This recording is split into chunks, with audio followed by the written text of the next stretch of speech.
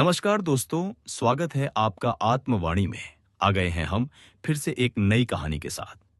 लेकिन शुरू करने से पहले चैनल को सब्सक्राइब जरूर करें।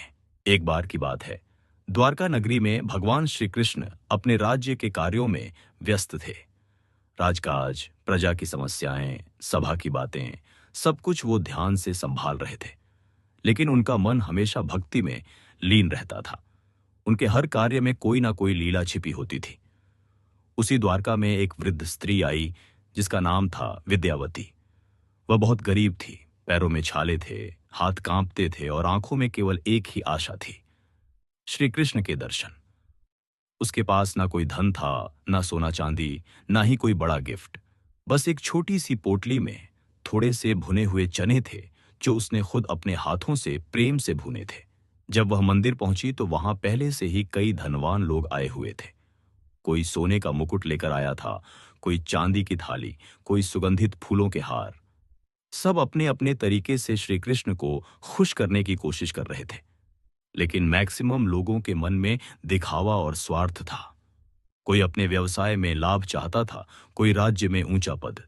तभी वृद्धा ने अपने भुने हुए चने भगवान के चरणों में रख दिए और बोली, हे प्रभु, मेरे पास देने के लिए कुछ नहीं है, लेकिन ये चने मैंने प्रेम से तैयार किए हैं। यदि आपको स्वीकार हो तो ले लीजिए, वरना मैं इन्हें खुद खा लूंगी। लोग हंसने लगे, बोले, अरे, भगवान को चने चढ़ाएगी, वो भी सूखे चने। लेकिन तभी कुछ ऐसा हुआ जिसने सबको चौंका दिया। भगवान श्री कृष्ण स्वयं प्रकट हो गए। उन्होंने किसी का सोना चांदी नहीं उठाया।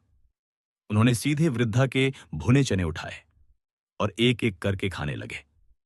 उनकी आंखों से प्रेम के आंसू बहने लगे। फिर श्री कृष्ण बोले, ये चने नहीं हैं, ये प्रेम के मोती हैं।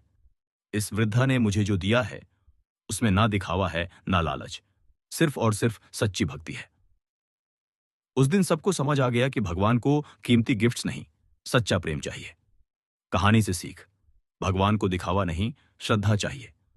अगर मन शुद्ध हो तो छोटी सी चीज भी भगवान को प्रिय हो जाती है।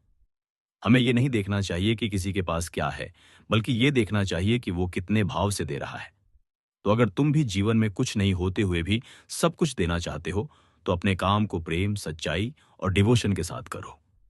श्री कृष्ण हमेशा तुम्हारे साथ हैं। जय श्री कृष्ण,